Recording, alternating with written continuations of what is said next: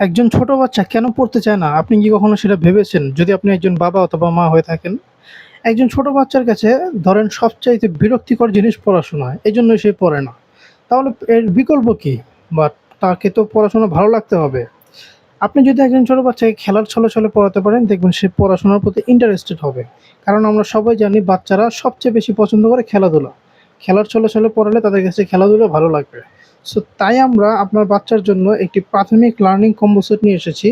যেটার মাধ্যমে একজন বাচ্চা প্রাথমিক শিক্ষা খেলার ছলে, ছলে শিখতে পারবে। যেহেতু ৩ থেকে ৬ বছরের বাচ্চা যখন তাকে প্রাথমিক শিক্ষা দেওয়া হয়, ওই সময় দেখবেন অনেক সময় বাচ্চারা পড়তে চায় না। সো এই কয়েকটি আইটেমের মাধ্যমে আপনার বাচ্চাকে খেলার ছলে, ছলে পড়াতে পারবেন। চলেন ভিতরে কি আছে সেটা একবার দেখে নেই। এটার ভিতরে ১ম এ আছে হচ্ছে একটি পাজল বোর্ড। এটার ভিতরে ১, ২, ৩, ৪, ৫, ৬, ৭, ৮, ৯ এই সংখ্যাগুলো দেয়া আছে। সবগুলো সংখ্যাকে বের করে ফেলে আবার জায়গাটা জায়গায় বসাতে হবে। এটা কিন্তু সহজে বসানো যাবে না। অনেক চিন্তা করে, করে তারপরে বসাতে হবে। সিরিয়াল অনুযায়ী, শেপ অনুযায়ী বসাতে হবে। এতে করে তার সংখ্যাগুলো শেখা হবে এবং পুরোটা জিনিস তার কাছে ইন্টারেস্টেড লাগবে, গেমিং টাইপের লাগবে। এরপর আছে একটি সিলেট। লেখালেখি শুরু করার জন্য বাচ্চাদেরকে সিলেট দেওয়া হয়। কারণ খাতা কলম বা পেন্সিল দিলে সেগুলো নষ্ট করে ফেলে, পৃষ্ঠা ছিঁড়ে আঁকাআঁকি করে। সিলেটে এগুলোর ভয় নেই। সিলেটে একটি সাইন পেন দেওয়া আছে। এই সাইন পেন দিয়ে বাচ্চারা প্র্যাকটিস করতে পারবে। আপনি একটা অক্ষর লিখে দেখিয়ে দিবেন। এরপর নিজে, নিজে সে সেটা অনুকরণ করতে পারবে। সিলেটের পিছনে যে অক্ষরগুলো দেওয়া আছে এগুলো দেখে, দেখে সে নিজে, নিজে প্র্যাকটিস করতে পারবে। এতে করে তার লেখালেখি শিখা হয়ে যাবে। এরপর আছে একটি জ্ঞান বক্স। বাচ্চাদেরকে বড় বইগুলো দিলে তাদের কাছে ভালো লাগে না। কারণ মনে হয় তাকে জোর করে পড়ানো হচ্ছে। পড়াশোনা টাইপের লাগে। বাট এই জ্ঞান বক্সের ভিতরে এতগুলো ছোট, ছোট বই আছে এগুলো তার কাছে খেলনা জাতীয় লাগবে। সে তার মতো করে কাট, কাট খেলবে বা তার নিজের মতো করে খেলতে পারবে। এটার ভিতরে অনেকগুলো টপিক দেয়া আছে যেগুলো প্রাথমিক অবস্থায় তাদেরকে শেখানো হয়। সরু সরিয়া, এবিসিডি, রাইমস, মজার ছড়া, নাম্বারস, অ্যালফাবেট এই বিষয়গুলো দেয়া আছে।